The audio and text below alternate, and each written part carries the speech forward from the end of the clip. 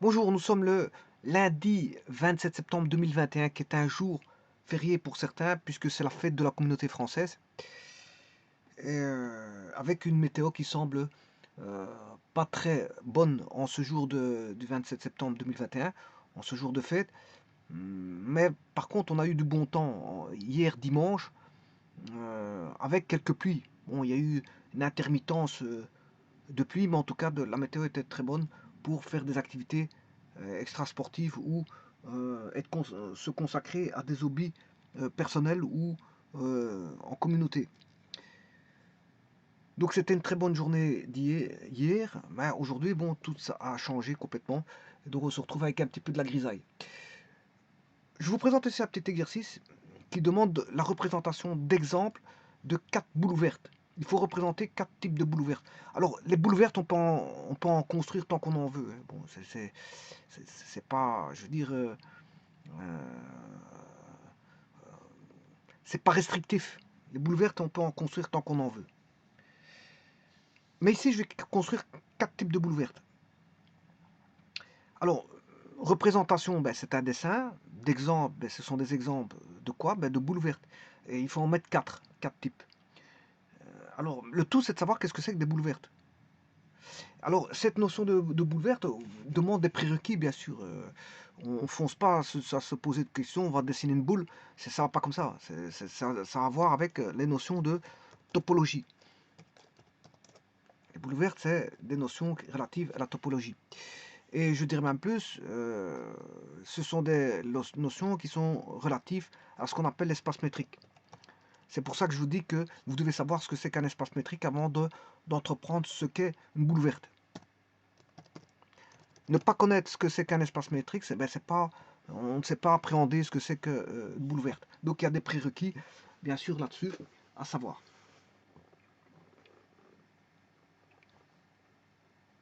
Bon, mais avant de commencer des exemples de dessins, de quatre, de 4 types de boules vertes, avant toute chose, bien sûr, je vais faire un petit calcul qui va avoir, bien sûr, avec cette notion, tout du moins pour une des 4 boules vertes. Je vais commencer par, bon, j'ai la prétention de faire une première boule ouverte qui a à voir avec les valeurs absolues. Donc je vais faire un petit calcul sur les valeurs absolues.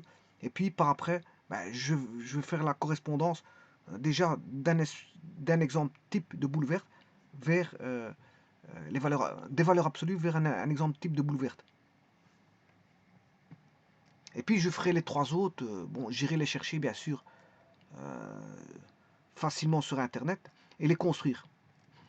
Je les construirai après, bien sûr, après aller voir quelques exemples sur Internet et de les construire. Bon, tout d'abord, je vais faire un premier calcul. Si on demande de résoudre ceci, x plus 3 doit être strictement plus petit que 2.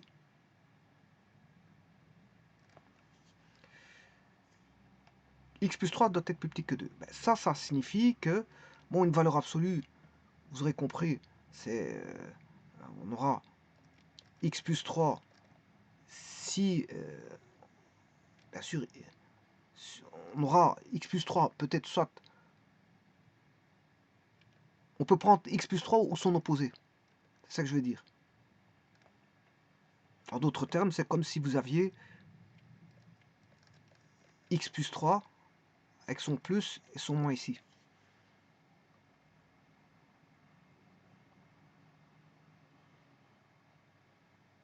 Alors, une valeur absolue, c'est toujours positif. Alors, pour garder ceci positif, ben, ce sera plus x plus 3 si, bien sûr, x plus 3 est positif. Alors, x plus 3 étant positif, ben, plus avec plus, ça fait toujours du plus. On est toujours positif. Maintenant, ce sera moins x plus 3, ce sera l'opposé si x plus 3 est négatif. En effet, x plus 3 étant négatif, ben, il faudra mettre un moins pour le rendre positif, puisqu'une valeur absolue est toujours positive. Donc on traite les valeurs absolues en, on va dire, deux cas de figure. Il faut toujours décomposer en deux cas de figure. Voilà, ça c'est une petite donnée déjà que je donne, comme ceci, mais je vais le résoudre. Ce qui veut dire que, ici, en d'autres termes, x plus 3 est compris entre 2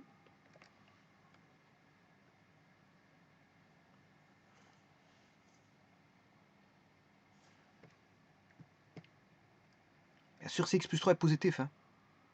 Si x plus 3 est positif, ça reste x plus 3. Par contre, on aura, si x plus 3 est négatif, on aura moins x plus 3, il faut prendre l'opposé, qui est plus petit toujours que 2, ce qui veut dire que on aura...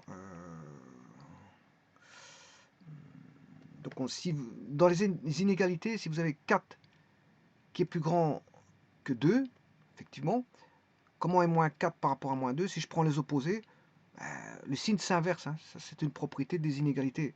Moins 4 est plus petit que moins 2. Donc ici, si je prends les opposés, on aura x plus 3 plus petit que moins 2. Plus grand, je m'excuse parce qu'il y a une inversion du signe, je viens de vous le dire. Donc c'est plus grand. En d'autres termes, moins 2 doit être, si x est plus grand que moins 2, ça veut dire que moins 2 est plus petit que x plus 3. Donc je pourrais écrire ceci. Donc j'écris l'inégalité, traiter l'équation de la valeur absolue ici revient à résoudre une inégalité dans quoi? Dans R. Attention que c'est dans R, hein, parce que j'ai qu'une seule variable, j'ai x. Voilà, je suis dans R. J'ai résolu dans R. Donc je ne suis pas dans R carré. J'ai pas du x et du y ici, j'ai du x tout court. Donc ce qui veut dire que là, je dois représenter dans R les solutions. Alors, on va faire ça sur GeoGebra. Je vais représenter dans R. Donc, la solution est comprise entre moins 2 et 2. Donc, je peux mettre un segment. Enfin, tout d'abord, joindre un point.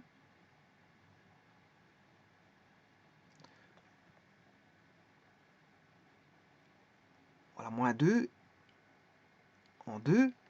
Et les solutions, c'est un segment qui vont aller de moins 2 à 2. Alors, je vais changer ça tout de suite. Voilà. On va propriété, la couleur, rouge.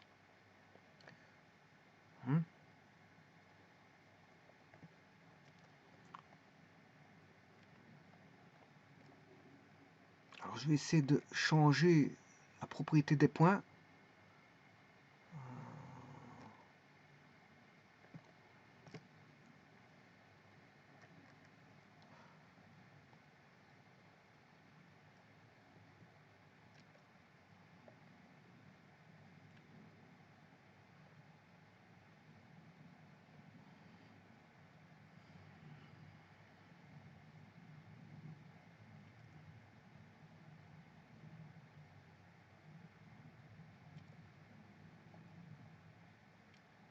Alors, je vais le mettre...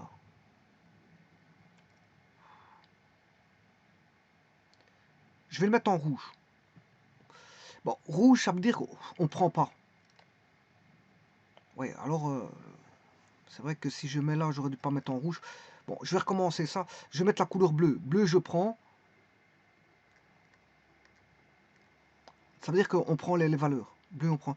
Donc, bleu, c'est on prend les valeurs. Je prends la segment en bleu pour dire que ce sont les valeurs prises. Je vais mettre en rouge. En bleu, je m'excuse. Bleu. Voilà. Et les points, je vais les mettre en rouge.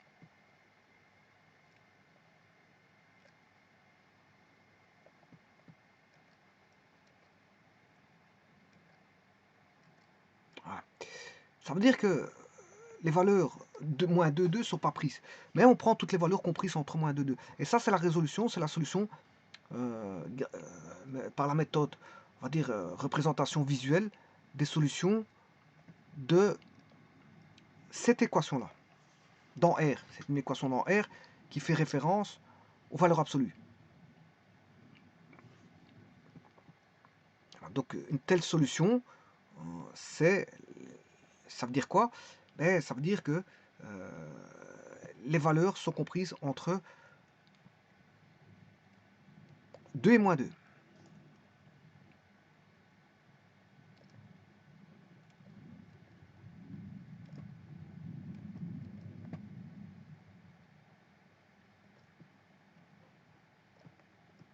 Mais ceci, on peut l'écrire sous forme d'intervalle aussi. Hein.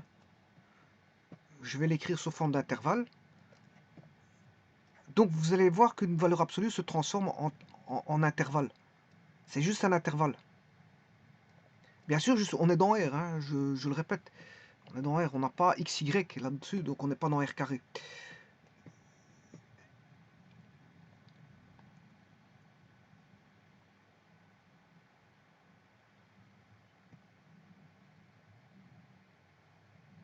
Donc l'intervalle, ça va être... Attention qu'on ne prend pas les valeurs. Hein. Les valeurs ne sont pas prises. Ça veut dire qu'on a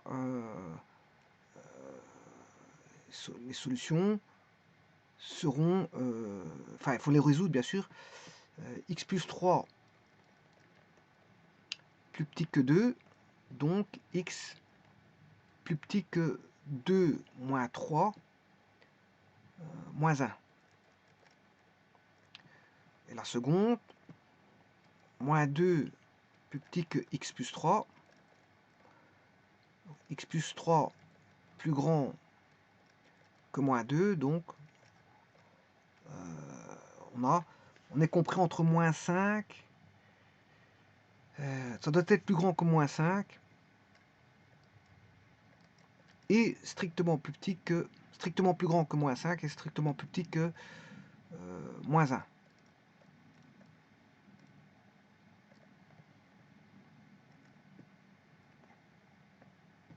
Voilà à quoi doivent appartenir les x là. X doivent appartenir à ceci.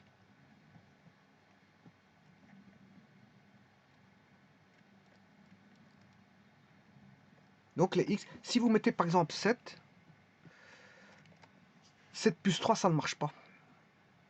Parce que ça fait 10, et 10 en valeur absolue n'est pas plus petit que 2. Et pourquoi 7 ça ne marche pas? Parce qu'il est en dehors de l'intervalle là. Ça c'est les solutions si vous voulez. C'est les solutions. Alors maintenant je vais faire le calcul beaucoup plus vite. Beaucoup plus vite que ça. Si vous avez par exemple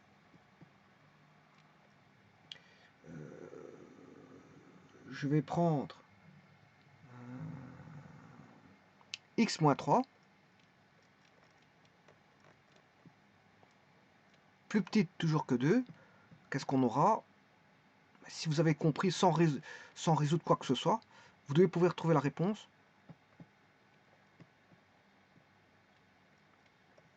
X appartient aussi à un intervalle, toujours ouvert.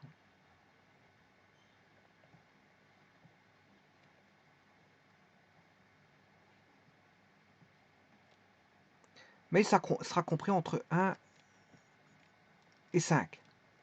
Alors si vous prenez 6, si je fais 5 moins 3, 5 on ne peut pas le prendre parce que bon, c'est la limite supérieure. 5 moins 3 ça fait 2, mais le problème il doit être strictement plus petit que 2, il ne peut pas être égal à 2. Si j'avais fait ça, ben, l'intervalle je peux le mettre fermé. À ce moment il sera fermé comme ceci. Voilà, il faudra le fermer. Bon, ben, ici c'est un intervalle ouvert. Donc, parce que j'ai mis strictement. Alors, vous voyez qu'il doit être strictement plus petit que 5. Et la valeur, ici, 1, si je mets 1, si je mets 0, 0 moins 3, ça fait moins 3. La valeur absolue moins 3, ça fait 3. 3 n'est pas plus petit que 2. Il est plus grand. Donc, vous voyez qu'en un temps de mouvement, on peut trouver toutes les valeurs qui sont, on va dire, qu'est-ce que c'est que le plus 3 ici? On va regarder qu'est-ce que c'est que ce plus 3. Alors, je vais le situer. C'est une valeur qui est externe, extérieure. Donc je vais placer le plus 3. Hein. Je vais placer la valeur, ou plutôt, non, c'est moins 3. C'est x moins 3. On va dire, voilà. Je vais mettre le moins 3 ici.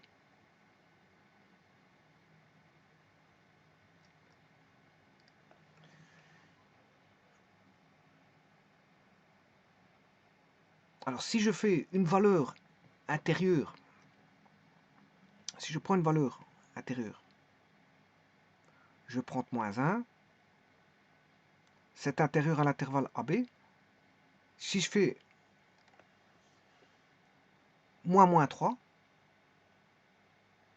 moins 3, donc si je prends moins 1, moins 3, ça fait moins 1, moins 3, ça fait moins 1 plus 3, moins 1 plus 3, ça fait 4, donc c'est pas moins 3, c'est 3. Moins 1, moins 3, moins 1 plus 3.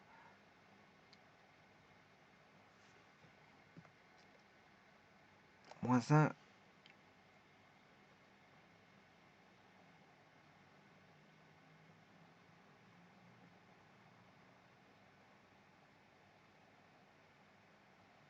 moins 1, moins 5. Oui, ici, je me suis trompé ici. Moins 2. Oui, c'est pas, les solutions, c'est moins... C'est pas ça. Les solutions, je me suis trompé dans les solutions. C'est moins 1, moins 5. Donc, je vais recommencer ça.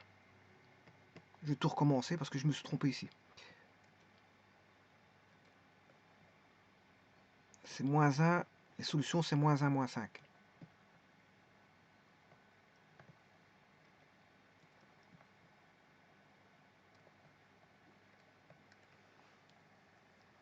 C'est moins 1, moins 5. Je m'excuse. Bon, on va regarder après ça. Je vais effacer ça.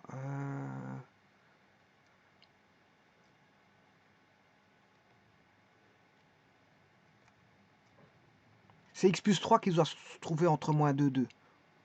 C'est x plus 3. Voilà. Ce que j'ai fait, moi, c'était x plus 3. Mais en fait, si vous voulez, par rapport à x, c'est de moins 1 à 5. De moins 1 à moins 5. Donc, je vais mettre la valeur moins 1 et moins 5. Voilà. Ce que j'avais fait tout à l'heure, c'est x plus 3 qui doit être compris entre moins 2 et 2. Voilà. C'est x plus 3 qui doit être compris entre moins 2 et 2, mais c'est x qui doit être compris entre moins 1 et 5. Moins 1, moins 5. Maintenant, je peux mettre mon segment. Là, ça correspond à x. Tout à l'heure, ça correspondait à x plus 3.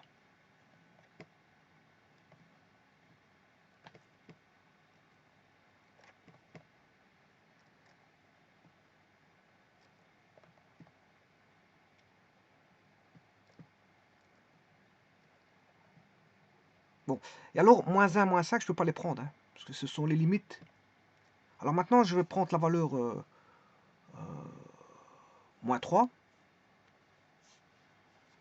Je vais placer la valeur moins 3. Parce que je fais x moins 3.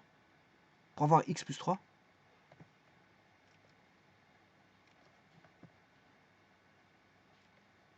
Voilà, ça c'est la valeur moins 3. Alors si je prends une valeur dans l'intervalle moins 1, moins 5, bien, ça veut dire que... Qu'est-ce que c'est que le moins 3?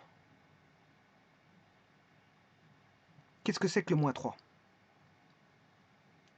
Regardez bien, qu'est-ce que c'est que le moins 3? Si je prends un cercle centré en moins 3, je peux tracer un cercle. Où moins 3 est le centre. Moins 3 est le centre.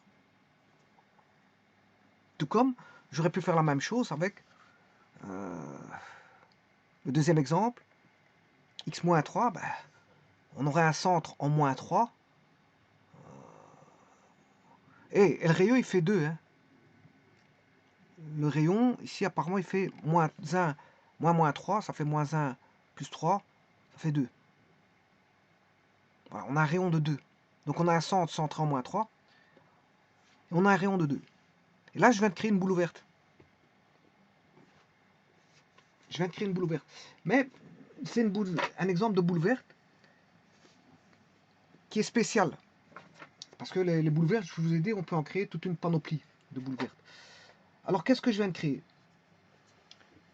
Je viens de créer la boule verte centrée.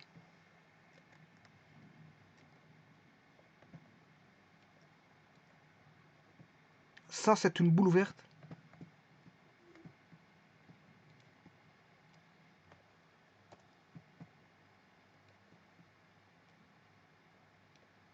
Bon, boule verte, je vais l'écrire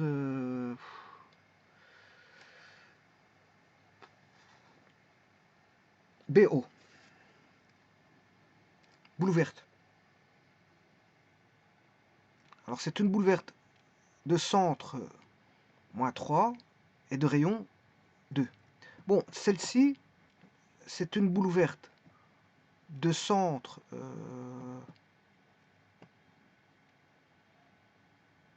3 et de rayon 2. Alors, je vais écrire une autre boule verte. Maintenant, pour aller beaucoup plus vite, pour commencer à généraliser la notion de boule verte, eh bien, boule verte, on parlera d'un rayon A, d'un centre A, je m'excuse, d'un centre A, et d'un rayon R.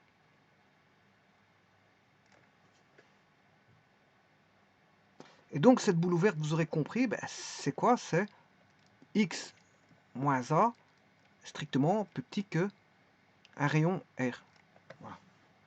Et ce serait très utile pour définir la notion de voisinage. Bon, mais ici, bien sûr, la boule verte ici,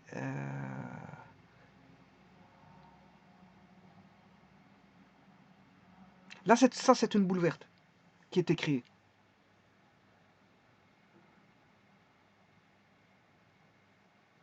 C'est une boule verte qui a été créée.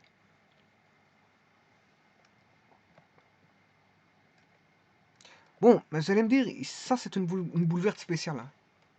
Voilà, parce que je vous ai dit que je vais vous donner 4 exemples de boules vertes. Ça, c'est plus ou moins deux mêmes boules vertes, mais avec des valeurs différentes, de centres différents et on va dire, de rayons différents. Enfin, des rayons identiques. Hein. Le rayon ici vaut 2 pour tous les deux, mais c'est les centres qui sont différents. Il y en a un qui vaut, le centre étant -3, le rayon vaut 2. Voilà. Si je veux la deuxième boule verte, de l'autre côté, pour résoudre le problème ici, j'ai pas besoin de résoudre comme je l'ai fait ici. Hein. Voilà, ça, a été résolu par la manière de... Voilà, mais j'ai pas besoin de faire ça. Je peux trouver directement la solution par les boules vertes. Parce que, bon, j'ai x-3 plus petit que 2. Je prends un cercle centré en 3. Voilà, et de rayon 2. Voilà. Là, j'ai les solutions. Donc, les solutions, elles seront où? Les solutions, je prends un segment. Il va de là à là. Bien sûr, avec le segment, je vais mettre... Oui, c'est en bleu le segment. Parce que le problème, rouge, on ne prend pas en général. En topologie, le rouge, on ne prend pas. Mais le bleu, on prend. Donc, ici, je me suis trompé. Voilà. Alors, donc, tout ce qui est au-delà du bleu et rouge. Hein. Ouais, mais je le mets pas. Je laisse l'accent noir. Bon, je reprends ceci. Propriété. Couleur. Bleu.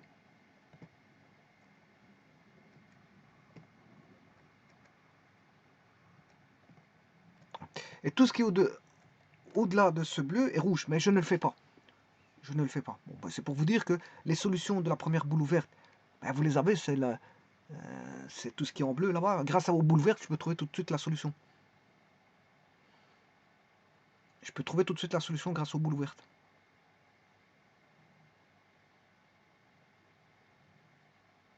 Bon, et ça, c'est des exemples de boules vertes. Mais c'est deux exemples identiques. Hein. C'est les mêmes boules vertes, mais avec des rayons différents, comment on appelle ça, des rayons différents et des centres différents. Bon, maintenant, je vais créer trois autres exemples de boules vertes, complètement différents de cet exemple de boule ouverte. Alors, avant toute chose, maintenant, vous commencez à voir à quoi ça rime les boules vertes, petit à petit. Mais il faut que je commence à faire des petites définitions. Ça, bon, je n'ai pas le choix. Je suis obligé de passer par là. Alors, je vais aller sur Internet voir quelques définitions. Et une des premières définitions fait référence, bien sûr, vous ne pouvez pas échapper, puisqu'on est en topologie, à la notion d'espace métrique.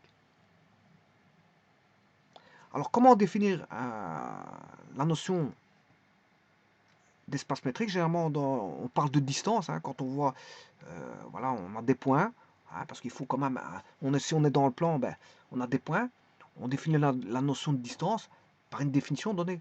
Il y a différents types de distance. Et moi, je vais utiliser différentes distances, justement, ici. Vous allez voir, je vais aller chercher sur Internet différentes distances.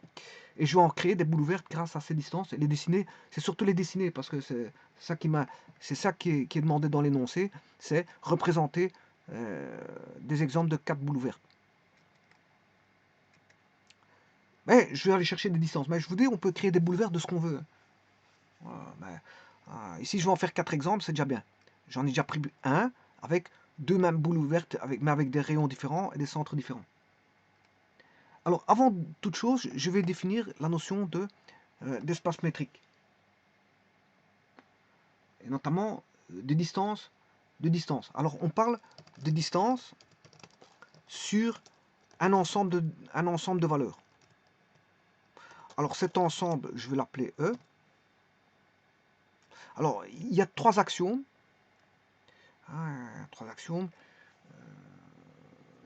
Il y a un axiome d'inégalité triangulaire, c'est propre aux distances. Un axiome de symétrie et un axiome de séparation. Alors, il faut savoir juste une chose, c'est que c'est juste une application, c'est-à-dire que vous n'aurez pas deux valeurs, hein. Vous n'aurez toujours qu'une seule valeur. Si vous faites un calcul de distance, il n'y a pas 36 valeurs de calcul de distance.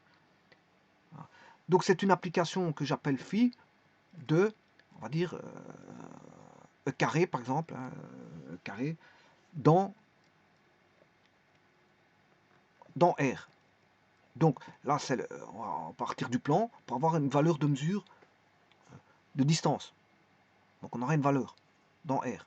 Donc on parle de E carré, on part d'un ensemble E, on en fait un produit cartésien et on n'a qu'une seule valeur. On va représenter ce produit cartésien par, on va lui référencer une valeur qui sera la distance. Mais pour ça, il faut qu'on ait les trois axiomes qui se vérifient.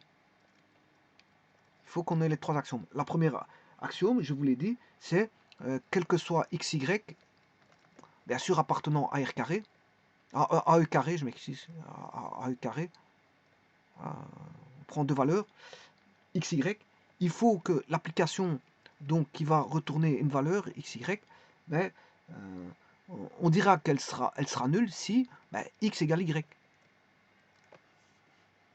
Voilà, ça c'est un des premiers axiomes.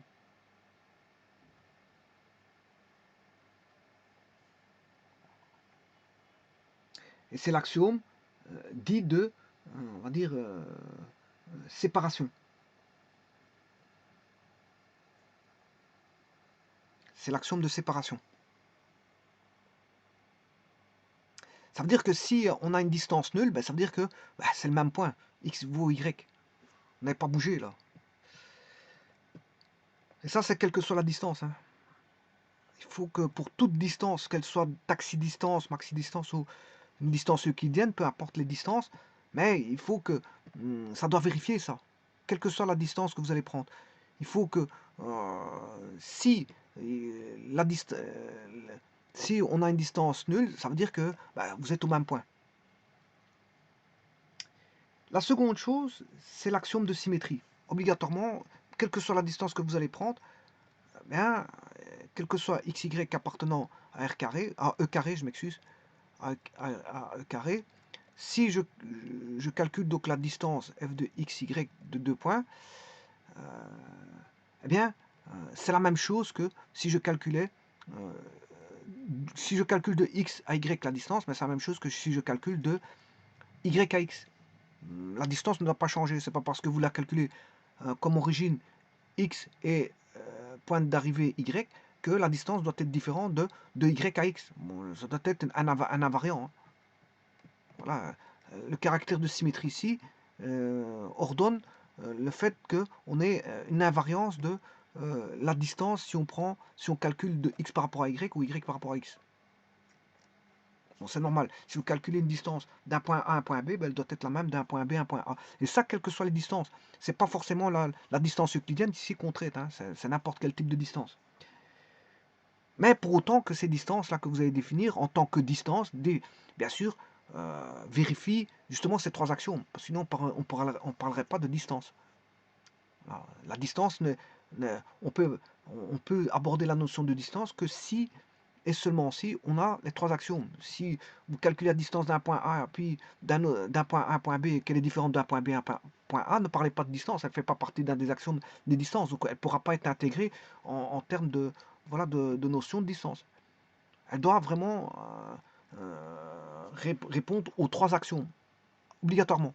Si vous trouvez une distance que, voilà, vous cherchez la distance entre x, y, qui est nulle, et vous arrivez à trouver x n'est pas sur y, bon là c'est pas une notion de distance, hein, ça veut dire que un des axiomes n'est pas vérifié. Il suffit d'un axiome qui n'est pas vérifié pour dire qu'on n'a pas affaire à une distance.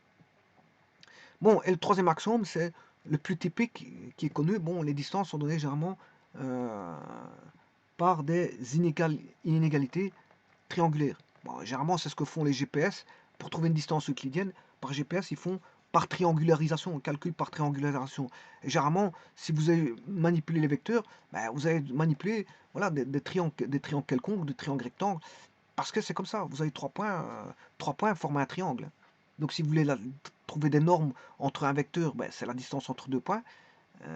Voilà, et donc la distance entre deux points peut se faire par triangularisation en passant par un système d'axes XY. D'où c'est pour ça qu'on a pour la distance euclidienne x carré plus y carré racine carrée, parce que c'est voilà, c'est un triangle, donc c'est du Pythagore. Hein. Donc phi de x, y, la distance, si je vais de la distance, si je calcule la distance de x, y, et que j'en fais la distance de y à z, hein, ça c'est toujours plus grand ou égal du fait qu'on a des triangles à phi de x, z. Ça c'est parce qu'on a des triangles. Donc fatalement, si vous calculez, vous faites par triangularisation des distances, c'est normal que si vous avez x, y, z, si vous calculez f de xy plus f de yz, c'est toujours plus grand que f de z, et ce sera égal bien sûr si vous avez une ligne droite. Si vous avez un xy là et yz là, si vous avez un segment, c'est normal que c'est égal. Donc c'est pour ça que ils prennent le cas si on a un triangle pur, c'est strictement plus grand, mais si on a une ligne, voilà, c'est tout situé sur un segment aligné, vous aurez l'égalité. Donc c'est pour ça qu'on prend, au pire des cas, si on n'a pas de triangle, on a un segment. Le triangle se renferme sur lui-même et il donne un segment. Donc on a l'inégalité triangulaire. Donc pour parler de notion de distance, il faut vérifier voilà, ces trois axiomes obligatoirement.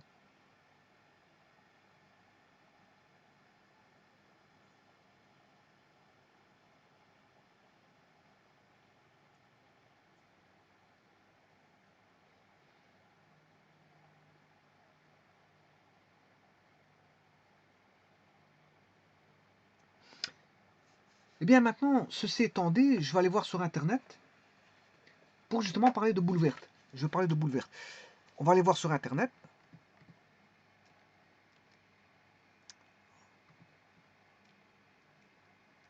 Voilà, l'espace métrique. Bon, bien sûr, en mathématiques, plus particulièrement en topologie, c'est parce que c'est en topologie, là, on étudie les continuités, les limites, voilà, dérivabilité, les maximums, les minimums, voilà, les distances, on peut étudier beaucoup de choses, hein, les voisinages, voilà, les ouverts, tralali, tralala. Bon, on peut étudier beaucoup de choses en topologie. Et le domaine où on étudie tout ça, c'est en topologie. Et même les valeurs absolues, parce qu'en fait, voilà, je vous ai montré un exemple de topologie qui est la valeur absolue qui peut être exprimée par une boule verte. Donc, En mathématiques et plus particulièrement en topologie, un espace métrique est un ensemble au sein duquel une notion de distance entre les éléments de l'ensemble est définie. Les éléments seront en général appelés des points. Tout espace métrique est canoniquement muni d'une topologie. Les espaces maîtrisables sont les espaces topologiques obtenus de cette manière. L'exemple correspondant le plus à notre expérience intuitive de l'espace est l'espace euclidien à 3 dimensions. La métrique euclidienne de cet espace définit la distance entre deux points comme la longueur du segment les reliant. Parce que la plus courte distance pour aller d'un point à un autre, c'est la ligne droite. Voilà, et donc d'un point A à un point B, ça forme un segment, puisque la ligne droite passant par le point A, point B, bon, c'est le point A. Bien sûr, une droite n'est pas mesurable, parce que c'est infini. On ne sait pas mesurer la distance sur une droite, parce qu'une droite, c'est infini. Par contre, on sait mesurer d'un point A à un point B qui forme un segment, et la longueur du segment, c'est ce qu'on appelle la distance pour aller du point A au point B, qui est la plus courte distance pour aller du point A au point B, qui est le support d'une droite passant par AB, formant un segment AB. Alors, la classe d'isométrie d'un espace métrique, c'est-à-dire l'ensemble de tous les espaces de même structure métrique, est beaucoup plus petite que sa classe d'homéomorphie. Par exemple, un carré, un triangle, un cercle et n'importe quelle courbe de Jordan sont homéomorphes. Par contre, ils ne sont pas isométriques. Ainsi, une structure métrique code beaucoup plus d'informations sur la géométrie des objets qu'une simple structure topologique, ce qui n'a rien de surprenant car la notion de distance entre les deux points est centrale pour la géométrie usuelle, mais ça nous importe peu pour mon exercice, donc on s'en fout tout ça. Bon, mais là, par contre, j'ai la définition d'espace métrique. Alors, qu'est-ce qu'un espace métrique? C'est un couple ED. Bon, ici, moi, j'ai mis un couple, voilà, ici, mon couple, c'est un ensemble E, muni d'un espace, voilà, d'une distance phi. Et donc, je vous ai dit que pour construire phi, il fallait faire un produit cartésien. E carré, bien sûr, c'est E fois E. De E, j'en fais E fois. Je prends un élément X et un élément Y pour former, voilà, quand je prends deux éléments, je construis, je prends deux éléments de E carré, puisque je prends un élément de X qui est de E et un élément de Y, enfin un élément X de E et un élément Y de E pour former un couple. Voilà, je prends un couple. Donc faire E fois E, c'est prendre un couple de valeurs de E, tous les deux dans E. Voilà. Et bien sûr, on aura phi qui est une distance, mais bien sûr, pour qu'elle soit définie en termes de distance, il faut qu'il y ait les trois axiomes, sinon c'est pas une distance. Il faut qu'il y ait les trois axiomes définis. Et justement, ici, ils définissent ces fameux axiomes-là. Alors, un espace métrique est un couple ED, donc moi c'est E phi, où E est un ensemble non vide. Évidemment, parce que sinon il faut prendre des éléments de l'ensemble, donc il ne peut pas être vide. Il faut que je sache prendre quelque chose. Et D, une distance sur E. Moi c'est phi, je l'ai appelé phi. Donc phi est une distance sur l'ensemble E. C'est-à-dire une application de E fois E dans R plus. Oui, j'ai oublié de vous dire que la distance, bon, est toujours strictement positive. Ici, vous le dites, c'est une application de E fois E qui donne une valeur réelle. Quelque part ici, c'est vrai que c'est dans R+. Là, je me suis trompé, c'est dans R+. Mais de toute façon, ouais, c'est toujours dans R+. Parce que une distance, ce sera toujours positif. Donc ici, j'ai bien l'application qu'ils disent, puisque je prends un couple, un élément XY, XY, je le prends de E fois E, voilà, qui est bien sûr E carré, E fois E c'est carré, et je vais obtenir une valeur par un calcul qui va donner une valeur calculée mais positive. Donc on aura une application. Alors une application, je vous l'ai dit, c'est parce que ça va donner qu'un seul résultat. Et il va donner toujours un résultat, mais un seul, pas plus. On ne peut pas avoir de résultat quand vous calculez des distances. En mathématiques, la plupart des calculs sont de type application, c'est-à-dire que quand vous calculez des valeurs, vous n'avez qu'une seule valeur. Vous aurez toujours, on a toujours des ensembles qui sont en général partout définis, donc quelle que soit l'opération que vous faites, ben, ça a lieu, ça c'est de 1, et en plus de ça, on va dire que c'est une application parce que ça va donner chaque fois un résultat. Un et un seul résultat, pas plus. Donc c'est bien une application. À partir d'éléments de E, ben, je crée une application. Et alors là, vous voyez qu'il y a l'inégalité triangulaire, quel que soit x, y, appartenant à l'ensemble, enfin x, y, z. Oui, ici je me suis trompé aussi. C'est, j'ai oublié quelque chose. Il me semble bien que j'avais oublié quelque chose. C'est quel que soit x, y. Ici, on prend 3 éléments là.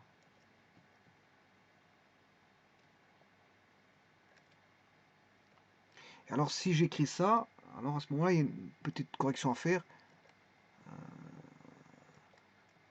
Je prends 3 éléments, donc ici je prends un triplet. Pour définir euh, ceci, j'ai besoin d'un triplet.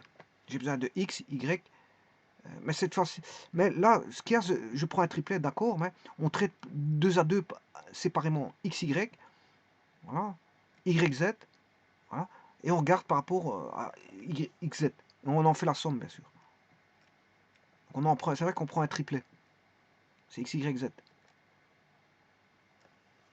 Bon, quand il dit appartenant à eux, ça veut dire que chez chacun séparément appartient à eux. Et vous voyez que le mot quel que soit, hein, ça doit marcher pour tous.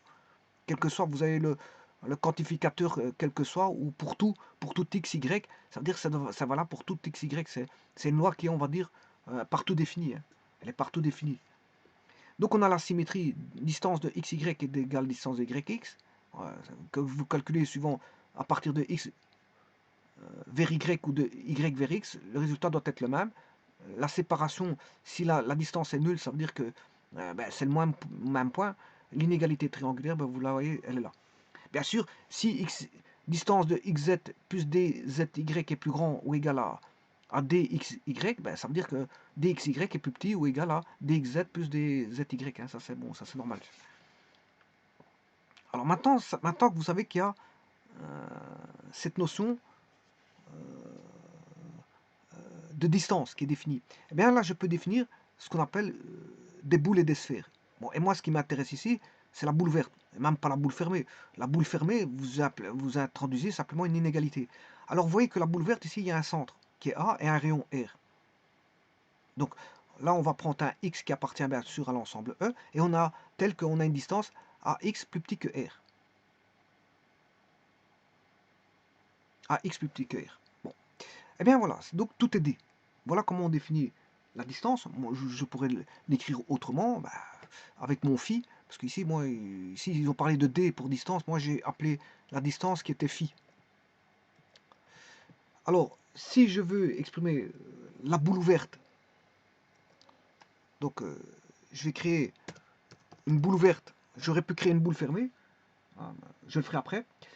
De toute façon, c'est juste une copie.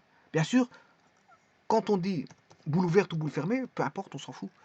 Avant toute chose, je vous ai dit, il y a des prérequis. C'est quoi les prérequis? C'est la notion de distance. Voilà. Ça veut dire que on a l'existence bien d'un espace métrique, c'est-à-dire d'un espace muni d'une distance, d'une distance. Une distance. Donc on a un espace métrique avec bien sûr un A qui appartient à E, voilà, et un R qui est un rayon qui appartient bien sûr à R plus 0 pour essayer de ne pas avoir la distance nulle. Hein. J'évite d'avoir une distance nulle, voilà ici, dans ce cas-ci. Et alors à ce moment-là, quand on a le R qui n'est pas de nul, bah, je peux créer la boule verte. Parce que si je crée une boule verte avec un rayon nul, bah, je retombe sur le point, sur le centre. Hein. Et pour éviter ça, j'ai une boule verte de centre A et de rayon R. À ce moment-là, j'écrirai quoi? Ben, on aura X, bien sûr, appartenant aussi à E, tel que la distance de A à X doit être plus petit que R. Et ça, c'est l'expression d'une boule ouverte de centre A et de rayon R. Maintenant, j'aurais pu avoir une boule fermée. Bon, la boule fermée, ici, il l'exprime avec un... Bon, boule fermée, vous l'appelez BF. Hein. Vous appelez ici BF, boule fermée. Bah, à ce moment-là, si vous avez une boule fermée, à ce moment-là, il suffit de rajouter ça. Là, on aura une boule fermée. Ça veut dire que on peut aller jusqu'aux extrémités. Les extrémités sont prises, si vous voulez. Les extrémités sont prises. Dans mon cas de figure, ici, j'aurais eu, si j'avais une boule fermée, ben, la boule fermée, que je vais mettre en rouge d'ailleurs, X appartient à l'intervalle fermé moins 5, moins 1. C'est juste ça. Hein. Là, j'ai une boule fermée. Là. Et pour l'autre, je peux faire la même chose. Pour 1, 5, je referme l'intervalle. Hein. Ah, mais ça, c'est un exemple d'intervalle. Voilà. Alors, quelle est, quelle est, quelle est cette... voilà. Maintenant, je peux écrire la boule. On va écrire une boule fermée. Voilà, pour aller vite. Écrire une boule fermée, bien sûr, de centre moins 3, 2. Bien sûr, ça c'est une boule fermée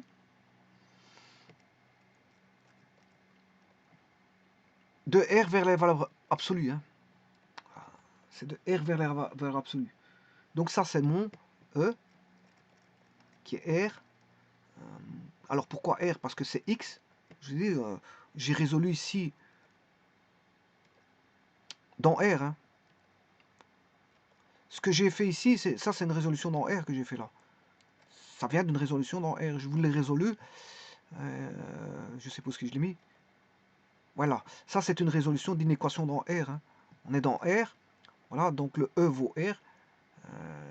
Ici, ce que je prends comme opérateur, ben, je prends un opérateur qui est la valeur absolue. C'est l'opérateur valeur absolue que j'ai pris ici. Donc là, je peux écrire un exemple de boule fermée avec E phi qui est ceci. Voilà, E phi c'est R valeur absolue. Là, je vous écris une boule fermée. Ben, la boule fermée va être comprise entre, il suffit de faire moins 3, moins 2, ça fait moins 5, et moins 3,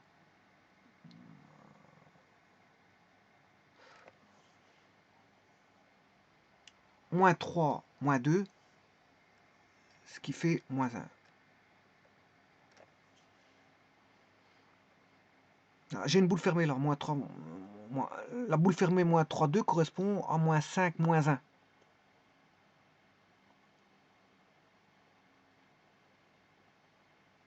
Alors je peux résoudre à chaque fois et créer, trouver, on peut le faire systématiquement. Hein. Si vous avez regardé l'équation qui a été faite tout à l'heure, voilà ceci, la résolution de ceci.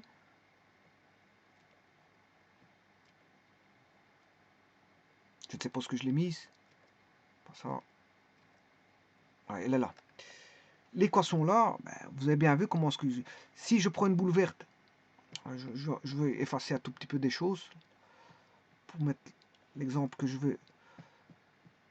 Voilà, je vais mettre une boule verte. Alors on va créer une boule verte. Moins 7, 4. Dans les distances. Hein, avec la notion munie de... Voilà, dans R valeur absolue. E étant R et la distance, c'est les valeurs absolues. Alors, moins 7, 4, on aura... moins 7, 4, ça fait 7.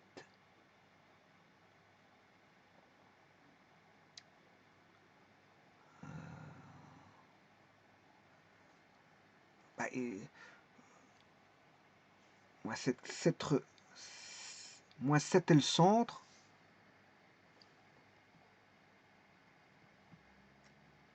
Moins 7 est le centre. Voilà. Et 4 est le rayon.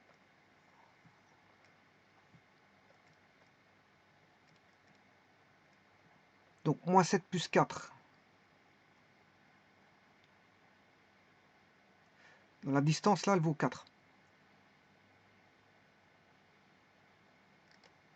Donc, on va redescendre à moins 7 plus 4, ça fait moins 3. On va se retrouver avec un moins 3. Et comme c'est une boule ouverte, vous devez avoir un rond. C'est pas fermé. Voilà, c'est moins 3. Maintenant, de l'autre côté, moins 7, moins 4, ça fait moins 11. Moins 11, voilà. Donc, ce qui veut dire que vous aurez, ça correspond à l'intervalle moins 11, moins 3. Moins 11, moins 3. Si c'était une boule fermée, vous mettez un intervalle fermé. Bon. Mais ça, c'est un exemple de boule ouverte dans R, valeur absolue. Maintenant, je vous ai dit qu'il faut 4 exemples. Je viens d'en trouver un, c'est dans R, valeur absolue. Je vais vous en trouver 3 autres. Alors, je vous rappelle qu'on peut en trouver toute une panoplie. Hein. Ça dépend de la définition de la distance. Hein. Voilà. Alors, pour ça, je vais aller chercher sur Internet. Et je vais en construire 3. Boule, voilà, ici. Bon, ici, c'est la même définition. Hein. Vous avez les B', ils appellent boule fermée ici, c'est le B', et boule ouverte, c'est B. Voilà, c'est simplement la différence. B, alors que moi j'ai appelé B, boule ouverte, et B', je l'appelle boule fermée. Bon, P, qu'est-ce que c'est? Mais P, c'est l'ensemble, c'est le centre. Hein. P, c'est le centre, et R, c'est le rayon. Et donc, ils vous disent que ils vous disent que c'est l'ensemble des points dont la distance AP est inférieure ou égale à R. Dont la distance de M à P est inférieure ou égale à R. Mais ça, c'est la boule fermée. Hein. Parce qu'il a pris égal. Et la boule verte, c'est la distance de M à P. Ben, voilà. Alors, qu'est-ce qu'ils vous disent? Dans un espace vectoriel normé, la boule unité ouverte est la boule ouverte B01. Ça, c'est la boule unité centrée à l'origine de rayon 1. De même, la boule unité fermée est la boule, voilà, boule fermée 0,1. Donc, boule ouverte 0,1. Bien sûr, on ne prend pas la circonférence. Hein. Vous allez prendre tout ce qui est à l'intérieur, mais pas la circonférence. Et la boule fermée, vous pouvez prendre la circonférence. Voilà. Mais là, elle est centrée en 0, 0, 0, centre 0, rayon 1. Alors, les boules d'un plan euclidien sont aussi appelées des disques. Voilà. Et moi, ce que je vais construire, c'est ceci. Bon. Je vais construire 3 exemples des distances dans l'espace à 2 dimensions, donc R carré. Ici, on est dans R carré, hein, XY. Alors que tout à l'heure, j'étais dans R. C'est pas le même. Hein. Ouais, ici, c'est vrai que, bon, c'est pas... Ici, je suis dans R, parce que je n'ai pas besoin de l'axe Y. Hein. L'axe Y, j'ai pas besoin. Moi, j'ai résolu dans R, donc je n'avais que la partie bleue qui est solution. Il n'y a pas de... Il n'y a pas de Y là-dedans. Parce que j'ai résolu dans R. Maintenant, je vais prendre 2 exemples qui ne sont plus dans R. Mais là, j'étais dans R auparavant. Maintenant, je travaillais dans R carré. Mais avec des distances spécifiques. Des distances spécifiques. Alors, j'ai besoin de 4 exemples. J'en ai déjà trouvé un, ben, c'est avec les valeurs absolues. Et là, ben, Internet m'en fournit 3. M'en fournit 3. La norme 1, ils me disent, dans l'espace à 2 dimensions, cette fois-ci, je ne suis plus dans R, mais dans R carré. Donc, cette fois-ci, je vais traiter R carré phi. Mais le phi, il est défini ici, hein, parce qu'il y a 3 distances. Donc, ici, je suis dans R carré, phi.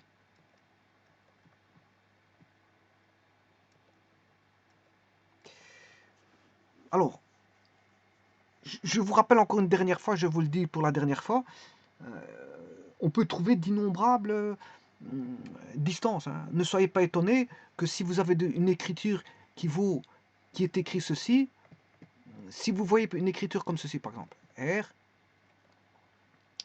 figé,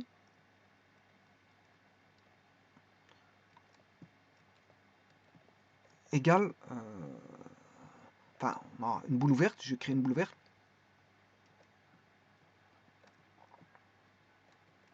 boule ouverte centrée en moins 3, 2,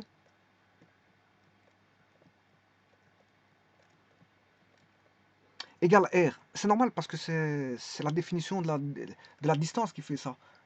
Tout dépend de la définition. On peut avoir ça. Je vous dis, la définition de la distance, elle est définie.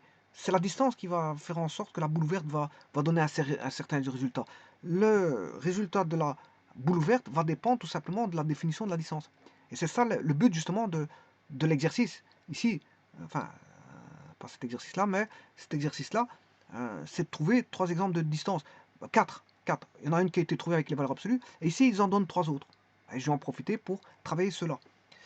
Alors, la première, qu'est-ce que c'est? Dans l'espace à 2 dimensions, R carré, pour les 3 normes qui suivent, les boules de rayon 1 correspondantes ont des formes différentes. Oui. Alors, la norme de rayon 1, c'est la norme qui doit valoir 1, telle qu'elle est définie, voilà, sa définition, elle est là. C'est la valeur absolue de x1 plus la valeur de x2. Bon, moi je travaille avec xy ici. Hein. Bon, ici c'est x1, x2, ils l'ont mis avec des indices, mais je travaille avec xy. Moi. Parce que je suis dans GeoGebra, et dans GeoGebra c'est xy.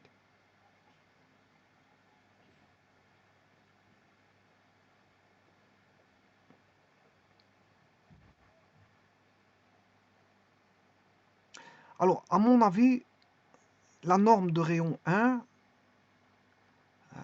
c'est ce qu'on appelle une taxidistance. Je vais la créer. Je vais la créer ici, sur GeoGebra. C'est une taxidistance. Donc, je vais créer ce qu'on appelle une taxidistance. Alors, comment construire cette taxidistance? Ben, la norme doit valoir 1, tout simplement. Donc, si je prends le point x égale 0, pour ça, il faut que je fasse un zoom.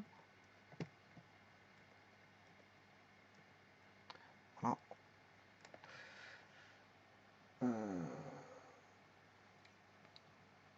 Si je fais un zoom,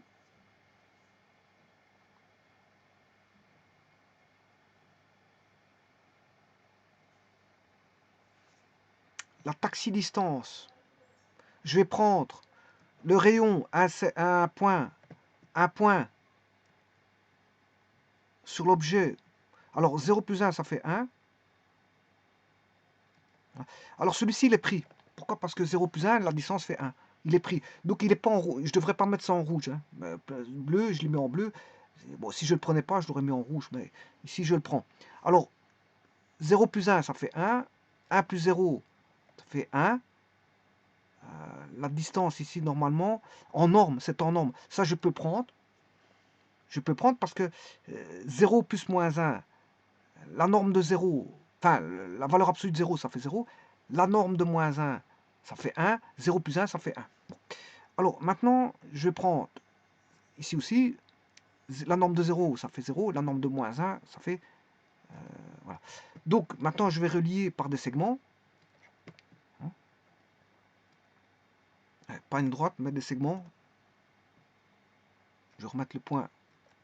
Il était parce qu'il m'a enlevé un point. Je vais reprendre un segment qui va relier G, H, H, J. Alors, qu'est-ce qui se passe ici? Eh bien, regardez bien, je vais prendre un point quelconque sur l'objet ici. Peu importe, hein, bon, il faut que je fasse un zoom pour ça. Je fais un zoom, je vais le prendre ici. Regardez bien, je vais aller chercher la distance de l'axe X au point K. Voilà, 0,34. Maintenant, je vais chercher la distance de l'axe Y au point K. Et je vais sommer, bien sûr, ces deux distances, A plus B. Et la norme vaut 1. C'est tout à fait logique. C'est tous les lieux de points pour lesquels on a une distance qui vaut 1. Et donc, qu'est-ce que je viens de faire ici? Je viens de définir là, ce qu'on appelle la taxidistance. Donc, et ça, c'est un exemple de, voilà, c'est un exemple de distance. Vous avez la boule ouverte, c'est ça, hein, la représentation graphique de la boule ouverte. Donc, je viens de faire une boule ouverte de centre 0. enfin, oui, 0, 0.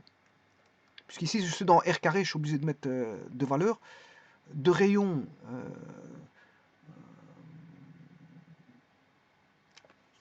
de rayon 1. Voilà, il est de rayon 1. Alors, je l'ai fait, bien sûr, c'est une boule verte. Là, c'est la représentation d'une boule verte. Ça, c'est une boule verte.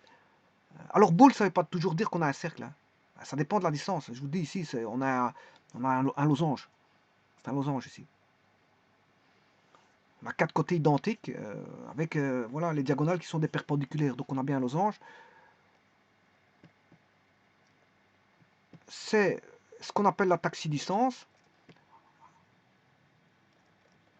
Donc, le phi, c'est la taxidistance. Alors, cette taxidistance, comment elle est définie? Ben, elle est définie de telle façon à ce que la norme de la norme soit égale à 1.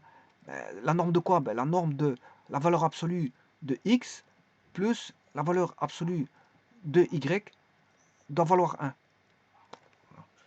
Donc c'est la somme, bien sûr par rapport aux axes. Hein. C'est la somme par rapport ouais, c'est la distance par rapport aux axes. Quand je tape l'axe x, axe y, ben, c'est la distance par rapport aux axes. Hein.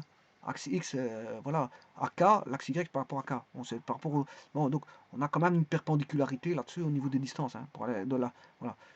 Parce qu'on a des axes qui sont orthogonaux. On a des axes orthogonaux ici.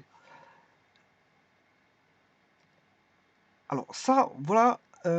Donc, on a eu une première distance, une première boule ouverte. Voilà, j'ai donné une première boule verte qui était de centre 3,2, je crois. Ouais, de centre moins 3 de rayon 2. Donc j'ai fait un premier exemple. Voilà. Un premier exemple de boule verte de R vers les valeurs absolues. Là, la boule verte donnait quoi? Elle donnait une représentation qui était bon, un centre A, enfin un centre A. Voilà. Et on avait un rayon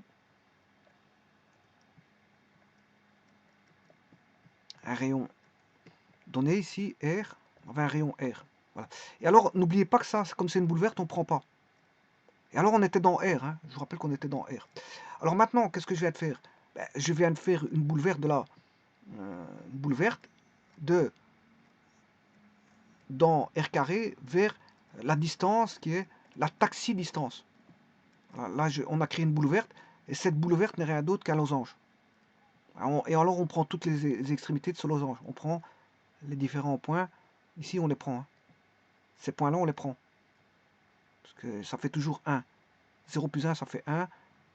0 plus 1, ça fait 1. Alors, je vous rappelle que c'est défini avec les valeurs absolues. Voilà, ça c'est la taxidistance. C'est centré en 0, 0 et de rayon 1. Maintenant, je vais créer une autre boule verte, mais non plus avec la taxidistance, mais avec l'euclidienne distance, ou la distance euclidienne. Donc la distance euclidienne, ben, vous la voyez, et là, vous voyez tout de suite que à quoi ça rime. À quoi ça rime. Alors, là maintenant, je vais créer la boule verte avec une distance euclidienne. Donc, ce qui veut dire que je définis à partir de deux valeurs de R carré la distance phi qui est une distance euclidienne. Et la distance euclidienne, mais n'est rien d'autre que c'est le module d'un nombre pour lequel ce nombre provient d'une racine carrée de deux valeurs absolues. Donc x1 au carré plus y. Enfin, il n'y a même pas d'x1, y1 ici, c'est xy. X, y au carré. Bon. Et alors ça, vous avez compris ce que c'est. Hein? Ben, ça, c'est l'équation d'un cercle hein, qui est centré à l'origine. Donc, et là, on aura bien un cercle. Là, on a bien un cercle. On aura un cercle. Oui. Donc ici, moi, c'est xy, c'est pas... Voilà, voilà, on prend les valeurs absolues. Et donc, en tout point, vous allez avoir la distance euclidienne. Hein. La distance euclidienne, là, à ce moment-là, j'aurai un centre, un cercle, centré en 0, ouais, mais je ne sais pas comment... Ouais, j'aurais dû pas faire ça comme ça. Là, je prends un cercle centre-point. Centre, c'est l'origine. Voilà. Et là, bon, si, voilà, si la norme fait 1, ben, on aura ça. Hein. Si maintenant vous voulez une boule ouverte de centre 2, ou de centre 1,5, ou de, voilà, ça c'est une boule ouverte de centre 1,5. Hein. Moi ici, qu'est-ce que j'ai pris? J'ai pris une boule ouverte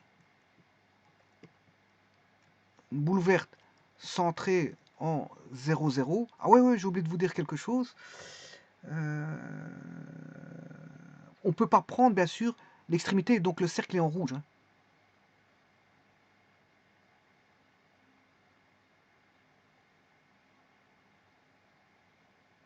Normalement, je vais regarder tout ça tout de suite.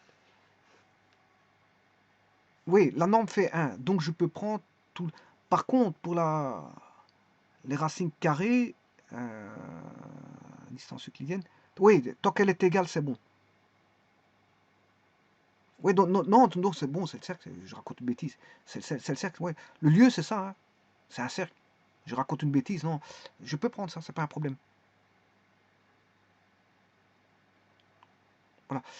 Alors, on va faire ça comme ça.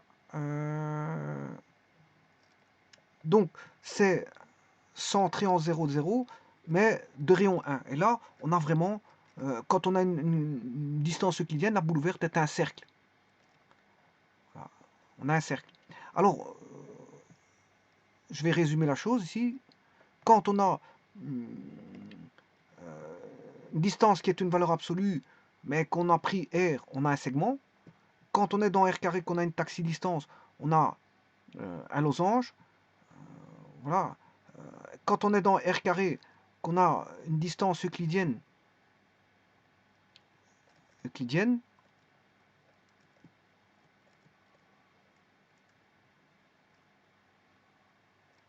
là, à ce moment-là, la boule ouverte est un cercle. C'est un cercle. Vous voyez que la boule ouverte, elle varie suivant la notion de définition de distance. Et on peut définir toute une panoplie ici. C'est parce que l'énoncé en demande 4, mais on pourrait en trouver beaucoup. Hein. 4. Tout à l'heure, je vous ai coordonné un exemple. On pourrait trouver une distance pour laquelle voilà, on a une boule ouverte qui fasse l'infini. Oui, toute valeur de R. Hein. On peut définir ce qu'on veut comme distance. Le tout, c'est dans la définition de la, comment on appelle ça, de la distance. Bon, et alors ici, apparemment, ils en donnent encore un autre exemple. Alors, il y a des propriétés sur les boules ouvertes, mais ici, le but, c'est pas de trouver les propriétés, on s'en fout de tout ça. Une boule verte est toujours un ouvert de l'espace métrique. Ouais, une boule fermée, le rayon strictement positif est d'intérieur non vide, puisque cet intérieur est la boule ouverte, la boule elle-même. Bon, toutes boules d'un espace métrique sont des parties bornées. Et tralali tralala. Bon, vous avez des propriétés sur les boules. Et alors, il existe aussi des boules exotiques. Voilà, des boules exotiques. Alors, il y a toutes des définitions et qui va appeler à la notion de voisinage. Hein. Les boules ouvertes sont voilà, des notions qui interviennent, bien sûr, par exemple, dans un espace métrique, par exemple, muni de la distance euclidienne, par exemple, ouais, si on prend la distance euclidienne, ben, bien sûr, on peut voilà, définir des notions de voisinage et donc de limite et donc de continuité. C'est juste ça. Hein. On utilise les boules ouvertes pour définir bon, des aspects de valeur absolue, donc de valeur absolue, donc de voisinage, et donc de voisinage, et donc on peut parler voilà, de limite et de continuité à une fonction, par exemple. Voilà. C'est la topologie qui étudie tout ça. Bon, maintenant, il y en a un dernier que je voudrais bien faire pour faire les quatre. C'est la maxi-distance. Max. X infini, max x1. Donc c'est le maximum entre deux valeurs. Deux valeurs. Bon, alors je suis toujours dans le cas. On va prendre le maximum entre deux valeurs. Donc, la boule ouverte de 100 centrée en 0,0 de rayon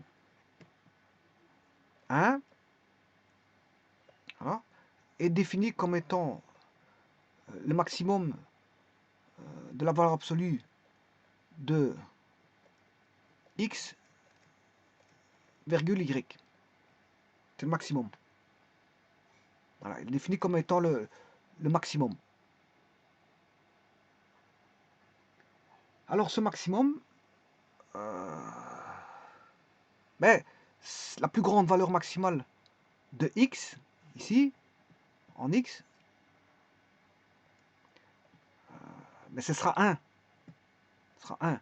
La valeur maximale en x est 1. Et la valeur maximale... alors, je vous rappelle que un maximum, normalement, c'est un majorant. C'est un majorant. Bon, des majorants, il y en a beaucoup. Hein. Par exemple, si je prends un intervalle de 4, un majorant de 4, ben c'est 5, 6, c'est tout ce qui est plus grand que voilà, c'est tout ce qui est plus grand que 4. Maintenant, le maximum, c'est un majorant, mais je veux dire, qui appartient à l'ensemble. Hein. Voilà, donc 4 est un... Voilà, on peut avoir un majorant de l'ensemble. Bon, ça, on peut définir le maximum. Voilà. En tout cas, le maximum de toutes les valeurs en x, ben, le maximum, c'est 1 qu'on peut avoir ici, dans cette boule verte. Quelle que soit la valeur que vous allez prendre, son maximum, c'est toujours 1. Voilà. Et quel que soit le y que vous allez prendre, sa valeur, son maximum, c'est toujours 1. Donc, ce qui veut dire qu'on aura un carré qui va aller de là, voilà, voilà. Ouais, ici, je me trouve 1, ouais, ça c'est bon.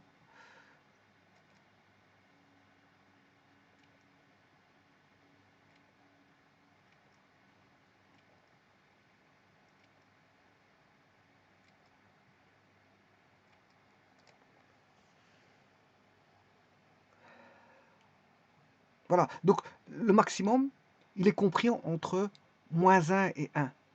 Voilà. Quelles que soient les valeurs que vous allez prendre, le maximum, il se compris entre moins 1 et 1. Et là, je viens de former une boule verte ici qui est un carré. Là, la boule verte, ici, c'est un carré. Donc, je vais prendre les résumés. Et là, maintenant, j'ai mes 4 boules vertes. Voilà. On a les 4 boules vertes. Donc là, on est dans R carré. Toujours, on a un couple XY. Mais là, on prend ce qu'on appelle là, la maxi-distance. Et là, la boule verte de la maxi-distance est un carré. Et vous voyez, ça dépend la distance que vous définissez. Alors on pourrait définir d'autres types de distances. Alors maintenant, en guise, je veux dire, pour terminer,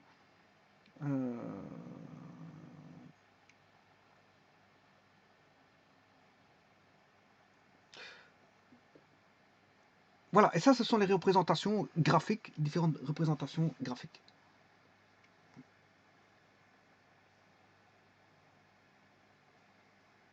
Alors maintenant, si vous avez quelque chose de décentré, vous pouvez le décentrer, hein, si c'est parce que je l'ai mis en 0,0. C'est toutes des boules ouvertes qui débutent en 0,0. Voilà, mais je peux décentrer tout ça. Hein. C'est toutes des boules vertes qui débutent. Alors, pour décentrer ça, il faudrait que je déplace tout ceci vers un autre centre. Vers un autre centre. Donc il faut que, par exemple, je ferai une translation de tout ça. Si je mettrais un centre, je ne sais pas moi, j'irai mettre le centre en x égale 3, y égale 2.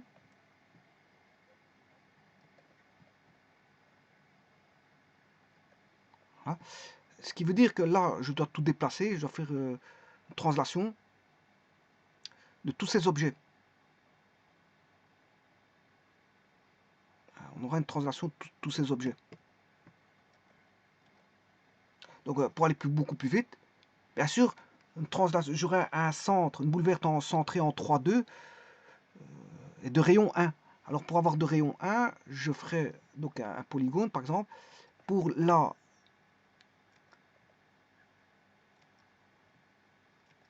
ça c'est pour la maxi distance. Voilà, maxi distance. Alors un cercle.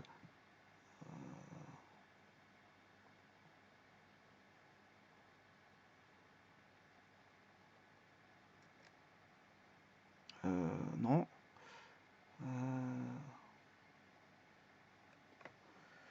Par contre, mon cercle, oui, ça c'est bon ça. Le cercle est bien là. Oui, parce que l'autre cercle, c'était que j'avais donné. Il y en a un qu'il faut que je retire. Je sais pas pourquoi je l'avais installé là-bas. Oui, c'est pour vous dire que le rayon faisait 1,5. Je vais retirer le cercle de 1,5. C'était une maxi distance.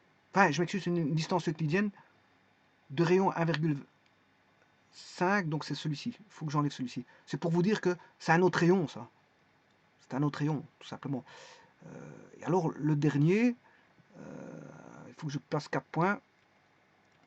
Enfin, un point là, là, là. Et je vais mettre un polygone qui va relier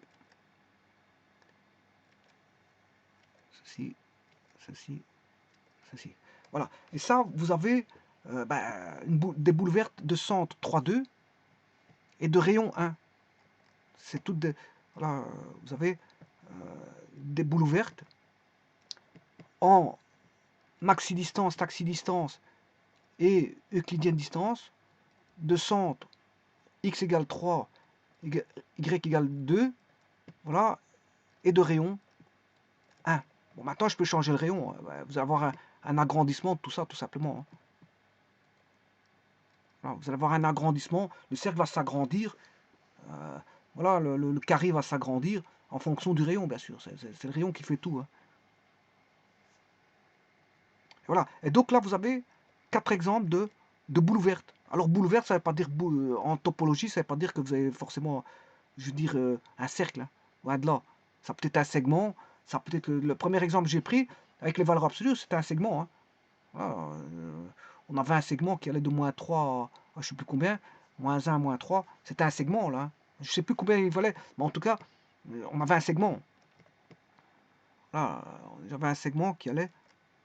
Bon, ici, c'est complètement pas ça, parce que j'ai mis une droite à la place d'un segment.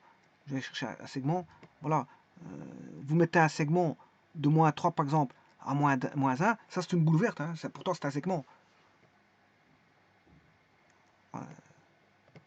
Je viens de faire une boule. Voilà, ça, c'est une boule verte correspondant aux valeurs absolues. Je vais mettre en couleur.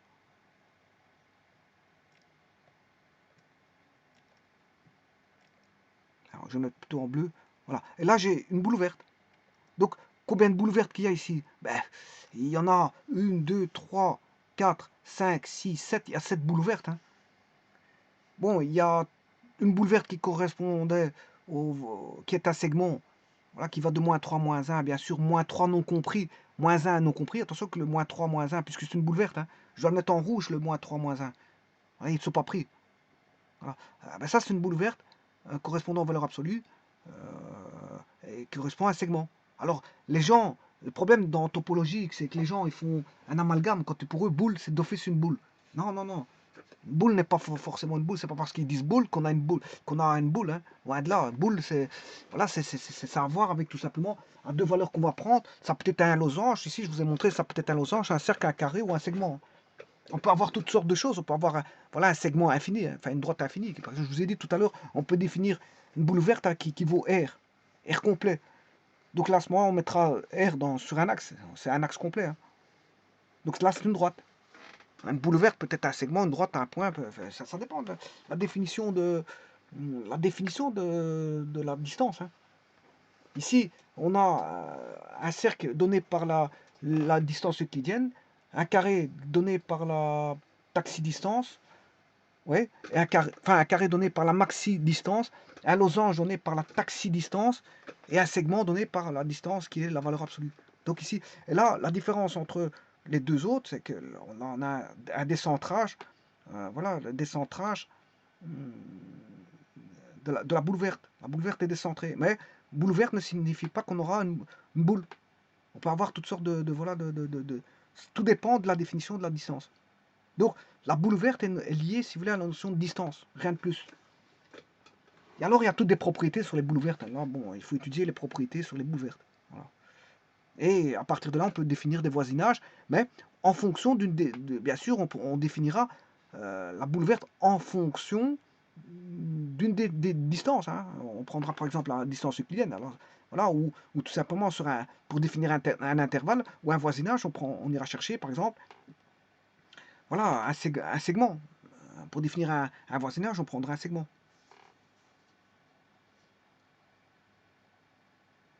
Je vous remercie.